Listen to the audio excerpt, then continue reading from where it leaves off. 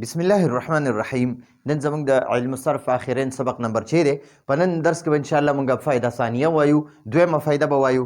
اوله فایده هم دې نه مخکې درس کې ویلې ده، او په دویمه فایده کې وایي هر کله چې حرف علت ساکن وي، هر کله چې دا واو یا او الف دا درې حروف علت دي، ما دې نه مخکې درس کې ویلې دي. هر کله چې حروف علت دا ساکن وي او د دې حرف علت نه د مخکې حرف حرکت د دې حرف علت موافق وي، نو بیا دې حرف علت نه دې حرف علت ته حرف مده وایي، لکه یقول یبیع. اوس یو خبر یاد وساتئ، موافق څه ته وایي؟ چې د حرف علت موافق وي دغه څه ته وایي. نو یاد وساتئ دا واو چې دی که نه، واو حرف علت چې دی، واو حرف علت دا واو حرف علت دا واو حرف علت دی، دا ساکن دی. نو دا واو وی معنی د مخکې پیش وي، نو دا حرکت د دې حرف علت موافق دی، ځکه دا واو ځان نه مخکې حرف باندې ضمه غواړي. ټیک شو جی؟ لکه ګورئ داسې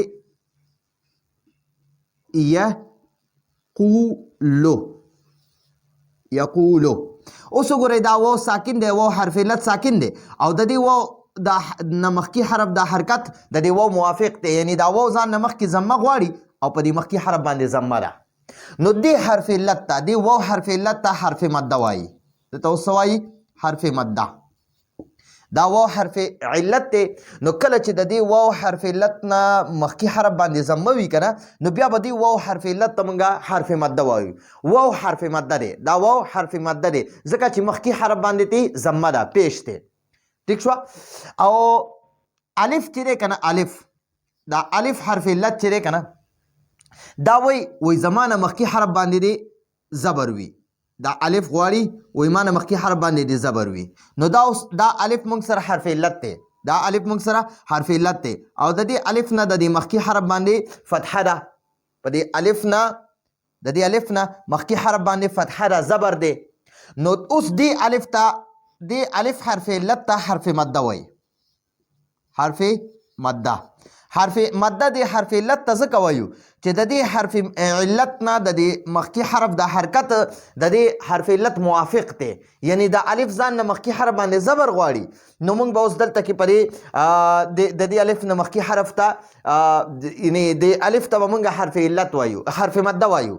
د الف حرف علت ته به موږ حرف مده ځکه وایو چې د دې الف نه مخکې حرف باندې زبر دی. ټیک شو جی؟ لکه اوس ګورئ قاله.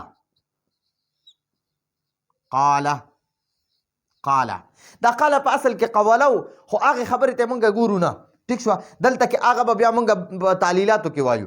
او دلته اوس وګورئ دا الف دی که نه، الف د دې الف نه د مخکې حرف باندې زبر دی، او دا الف غواړي چې زما نه مخکې حرف باندې دی زبر وي. نو اوس دې الف ته مونږ حرف مده وایو، دې الف ته مونږ حرف مده وایو. صحیح شو جی؟ دغه شانتې ګورئ باع دی، باع کې وګوره دا الف دی او د دې الف نه مخکې حرف دا با باندې زبر دی، نو دا د دې الف موافق شو، د دې با دا حرکت د الف موافق شو، یعنی الف غواړي چې ما نه د مخکې زبر وي. نو اوس دلته کې دا الف چې دی دې الف ته مونږ حرف مده وایو. صحیح شو جی؟ امید دی تاسو په دې پوه شوي. اوس ګورئ یبیع دی، یبیع. اوس دا یا چې ده که نه، یا غواړي چې ما نه د مخکې حرف باندې کسره وي، زیر وي. دا یا ساکن غواړي، یا حرف علت دی، دا غواړي چې زما نه په دې مخکې حرف باندې دی کسره وي، کسره. نو که چېرته د دې یا ساکن نه مخکې حرف باندې زیر وي که نه، نو دا حرکت چې دی که نه، دا حرکت دا کسره حرکت دا زیر حرکت دا د دې حرف علت موافق دی، دا غواړي چې زما نه مخکې حرف باندې کسره وي. نو دلته کې کسره ده. اوس دې یا ته مونږ د یا ساکن ته مونږ حرف مده وایو. دا اصل کې حرف علت دی، خو د ده نه مخکې حرف باندې کسره ده، نو اوس مونږ دې ته حرف مده وایو، د یا ته مونږ حرف مده وایو. لکه مثال به زه تاسو له درکم، یبیعو،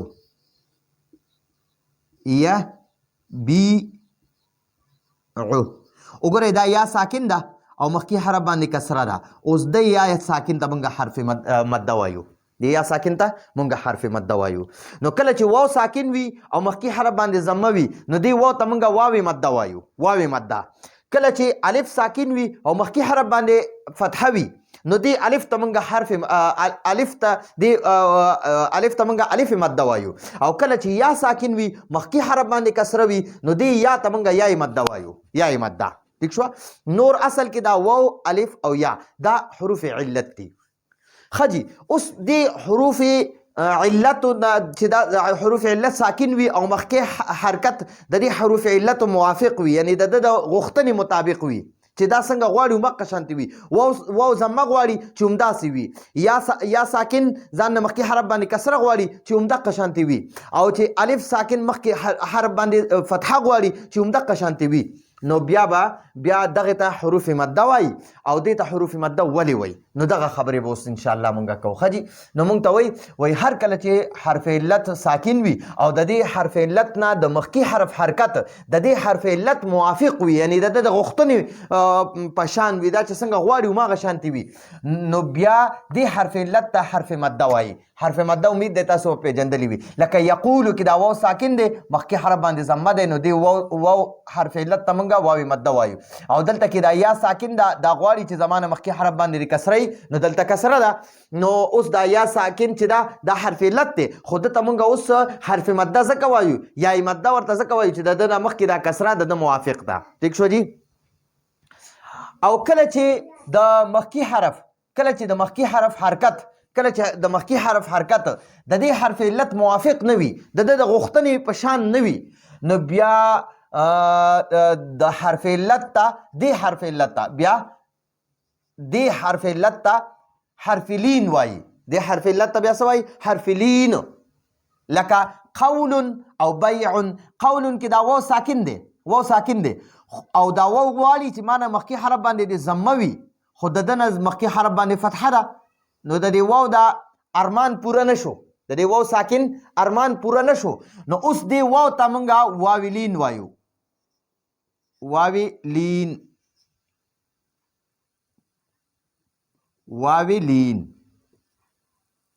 واوی مده نه بلکې دې ته مونږه واویلین وایو.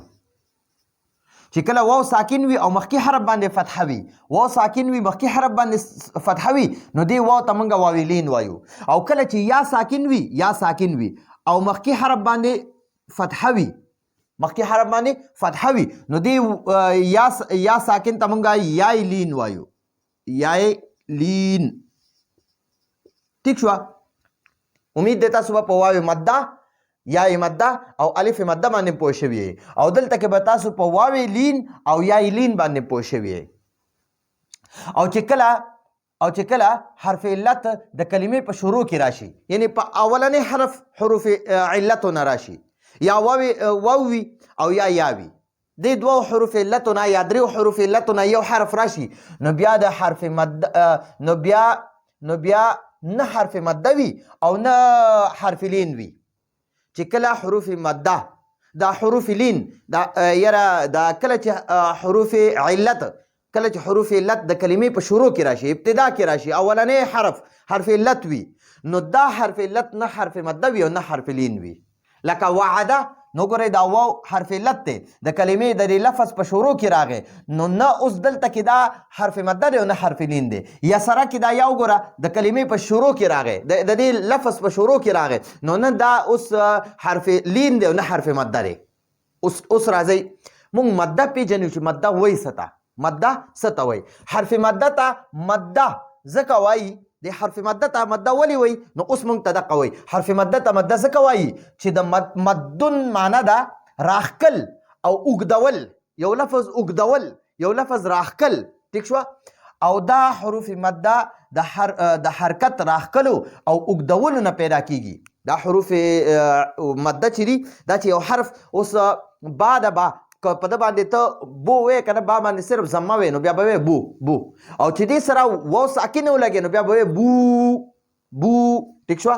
لکه څنګه چې مخکې معلوم شوي دي مونږ تاسو ته مخکې ما په غالبا چې په 3 نمبر درس کې دي چې واو ساکن وي او مخکې حرف باندې ضمه وي نو دې واو ته واو مدم وي او دې واو ته اخت ضمه وي. اخت ضمه د ضمې پیش او یا ساکن د مخکې حرف باندې کسره ده نو دی یا ته مونږه یا مدم وایو او اخت کسره ورته وایو ټیک شو او دغه شانتي الف ساکن دی او مخکې حرف باندې د فتحه ده مخکې حرف باندې فتحه ده دی الف ته مونږ الف مدم وایو او اخت فتحه ورته وایو اخت فتحه ورته وایو ټیک شو جی او لین پیژنو چې لین څه ته وایي حروف لین ته لین ځکه وایي چې د لینون معنا د نرمي د لینون معنا څه ده نرمي ده نرمي او دا حروف لین هم د سکون په حالت کې چې کله ساکن وي نو دا حروف لین هم د سکون په حالت کې ډیر په نرمۍ سره ادا کیږي ټیک شو نو لکه اوس وګورئ یقولو دا قول وګورئ دا قول ډیر نرم ادا شو دغه شانتې بیع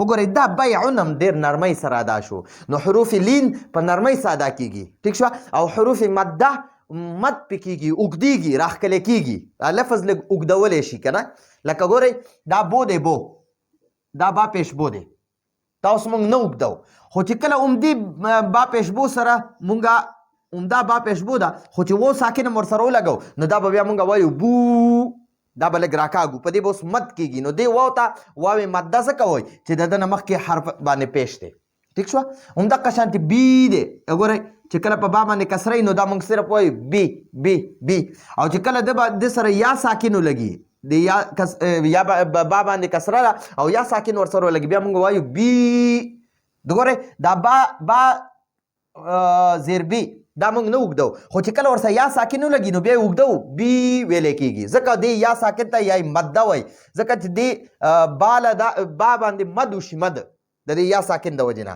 او دغه شانتې دی با زبر با دا نه اوږدېږي خو که چېرته دی با زبر با سره ته الف ولګې نو دا به بیا ویلی کېږي با دا صرف ویلی کېږي با او دا ویلی کېږي با ټیک شوه لږ اوږدېږي امید دی تاسو په دې درس باندې پوه شوي د دې ځان سره سکرین شاټ واخلئ او بیا یو ځل بیا دوباره واورئ ځان سره یې هم لیکئ نو انشاءالله تاسو په دې درس باندې ښه پوه شئ راتلونکي درس پورې اجازه غواړو هذا هو المرام والله اعلم بحقیقة الكلام